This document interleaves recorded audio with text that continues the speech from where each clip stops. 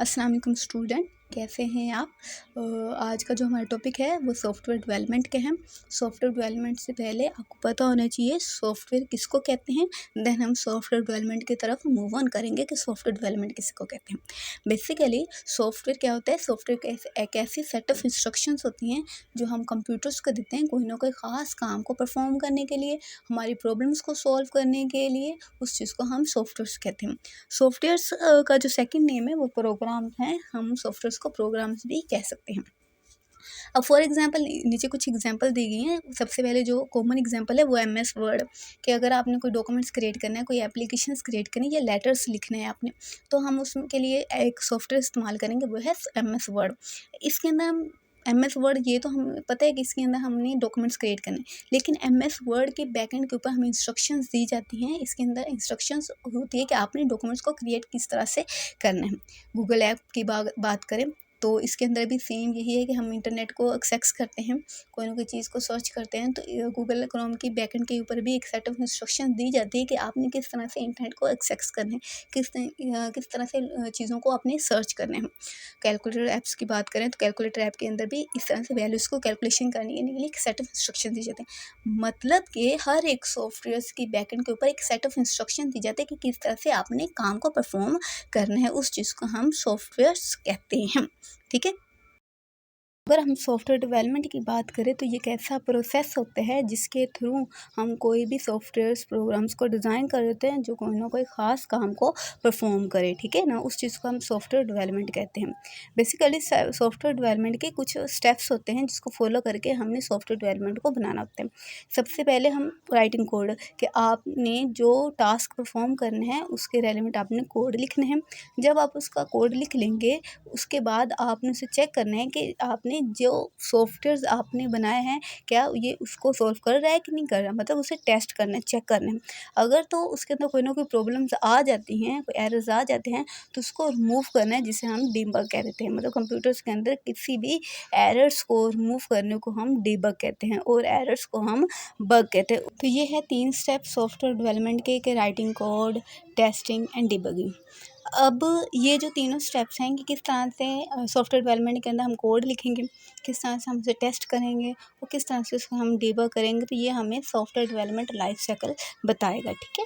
अब अगर हम सॉफ्टवेयर डेवलपमेंट लाइफ साइकिल की बात करें तो ये एक ऐसा फ्रेमवर्क होता है जो किसी भी ऑर्गेनाइजेशंस को प्रोसेस को बताता है कि आपने किस तरह से एक स्टार्टिंग बेस पे, एक इनिशियलाइज कॉन्सेप्ट की बेस पर आपने एक सॉफ्टवेयर्स को क्रिएट करने हैं, डिज़ाइन करने हैं, उसके प्रोसेस को आपने तैयार करने हैं। ठीक है ना, उस चीज़ को हम सॉफ्टवेयर डेवलपमेंट लाइफ साइकिल कहते हैं। मीन्स कि इसका इनिशियलाइज कॉन्सेप्ट, आप फॉर एग्जांपल एक एग्जांपल देती हूँ कि अगर आप एक लाइब्रेरी मैनेज कर रहे हो मैनुअली बेस पे, अब अचानक आपको उसको माइंड में आया कि इसका एक सॉफ्टवेयर तैयार कर लिया जाए जो मैनुअली काम करे, वो सॉफ्टवेयर के थ्रू काम करे, मतलब एक कॉन्सेप्ट आपके माइंड में है ना, तो ये कॉन्सेप्ट भी हमें सॉफ्टवेयर डेवलपमेंट लाइफ साइकिल ही बताता है। ठीक है। फिर उसकी डेवलपमेंट डिप्लॉयमेंट भी बताता है कि आपने इसे इंस्टॉल किस तरह से करना है, उसकी मेंटेनेंस किस तरह से करनी है। तो ये सारी चीज़ें हमें कौन बताता है, सॉफ्टवेयर डेवलपमेंट लाइफ साइकिल ही बताता है। अब सॉफ्टवेयर डेवलपमेंट लाइफ साइकिल का जो मेन पर्पस वो यही होता है कि आप जो आपने एक ऐसा हाई क्वालिटी सॉफ्टवेयर बनाना है जो यूज़र की एक्सपेक्टेशंस के अकॉर्डिंग हो, उसके बजट्स के अकॉर्डिंग हो और उसके टाइम्स के अकॉर्डिंग हो। ठीक है ना, उस चीज़ को हम सॉफ्टवेयर डेवलपमेंट लाइफ साइकिल कहते हैं।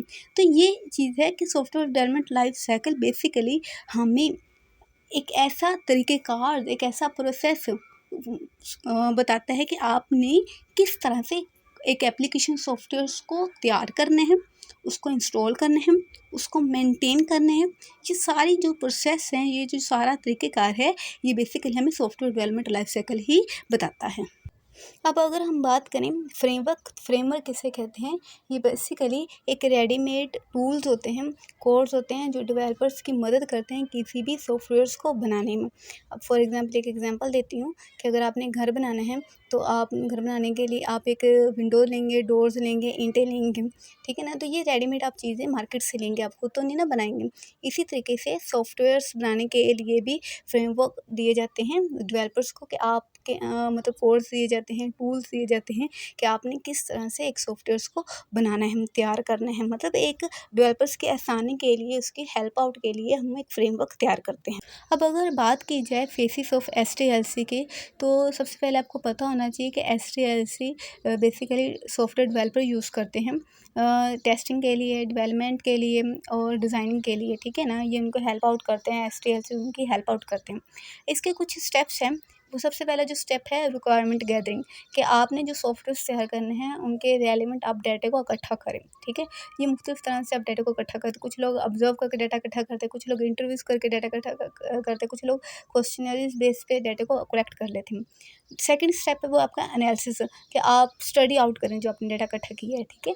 थर्ड स्टेप है आपका डिज़ाइनिंग। डिज़ाइनिंग बेसिकली ये आपका मेन पार्ट होता है कि क्योंकि इसी के बेस पे आपने आगे कोडिंग करनी होती है। ये इमेज के फॉर्म में भी आप डिज़ाइन कर सकते हो और फ्लो चार्ट के फॉर्म में भी आप इसे डिज़ाइन कर सकते हो। डेवलपमेंट की बात करें तो ये एक्चुअली कोड है, मतलब यहाँ पे आपकी कोडिंग स्टार्ट हो जाती है, आपका प्रोग्राम बनना स्टार्ट हो जाते हैं। टेस्टिंग के अंदर आप चेक करते हो कि कौन से इसके अंदर एरर है, जो हमने सॉफ्टवेयर बनाया है वो मतलब जिस मकसद के लिए सॉफ्टवेयर बनाया है उसको फॉलो कर भी रहा है, नहीं कर रहा है। मतलब इसके अंदर आपने एरर्स को फाइंड करना होता है। डिप्लॉयमेंट और मेंटेनेंस बेसिकली ये लास्ट स्टेप्स हैं फेसेस ऑफ एसटीएलसी के हैं, कि ये बेसिकली आपकी इंस्टॉलेशंस और आपकी मेंटेनेंस चेक एंड बैलेंस करता है। तो ये आपके faces of development life cycle है। अब अगर हम एसटीएलसी के फर्स्ट स्टेप्स की बात करें रिक्वायरमेंट गैदरिंग, तो रिक्वायरमेंट गैदरिंग में मैंने पहले भी एक्सप्लेन कर दिया कि इसके अंदर हमने जो सॉफ्टवेयर्स तैयार करने हैं उसके रेलेवेंट डाटा को इकट्ठा करना है, और ये फर्स्ट स्टेप्स होते हैं हमारे एसटीएलसी का, ठीक है? अब इसके अंदर हम लोगों के साथ बातचीत करके भी डाटा इकट्ठा कर सकते हैं, स्टेक होल्डर के जरिए भी डाटा इकट्ठा कर सकते हैं, ठीक है? अब स्टेक होल्डर क्या होता है? बेसिकली स्टेक होल्डर एक ग्रुप ऑफ पर्सन भी कह सकते हैं, एक सिंगल पर्सन कह सकते हैं, जिनका इंटरेस्ट होता है अपने प्रोजेक्ट्स में, अपनी ऑर्गेनाइजेशंस में, ठीक है? उस चीज़ को हम स्टेक होल्डर्स कहते हैं। स्टेक होल्डर इंटरनली भी होते हैं और एक्सटर्नली भी होते हैं। अब रिक्वायरमेंट गैदरिंग क्या आता है? इन्हीं से वो डाटा को इकट्ठा करते हैं, ठीक है? लोगों से बातचीत करके, स्टेक होल्डर से बातचीत करके, ठीक है? जो उनकी एक्सपेक्टेशंस होती हैं सॉफ्टवेयर्स बनाने के हवाले से, उस रेलेवेंट डाटा को इकट्ठा करते हैं। तो इसकी कुछ स्टेप्स हैं, एक्टिविटीज़ हैं, वो किस तरह से डाटा को इकट्ठा करते हैं। सबसे पहले जो उनकी एक्टिविटीज़ है वो इंटरव्यूज़ करके, मतलब वो लोगों से फीडबैक लेके, क्वेश्चंस करके, उनसे आंसरिंग लेकर, फीडबैक लेकर डाटा को इकट्ठा करते हैं, ठीक है? सेकंड जो अगर स्टेप्स बात करें तो वो ऑब्जर्वेशन मीन के वो यूज़र्स को देख लेते हैं कि जो उन्होंने सॉफ्टवेयर्स बनाने हैं उनके बिहेवियर्स चेक एंड बैलेंस करके, उनके ऑब्जर्व करके डाटा को कलेक्ट कर लेते हैं। उनके अपॉर्चुनिटीज़, उनकी इम्प्रूवमेंट, उनकी प्रॉब्लम्स आइडेंटिफाइज कर लेते हैं ऑब्जर्व करके कि उन्हें डाटा किस तरह से चाहिए।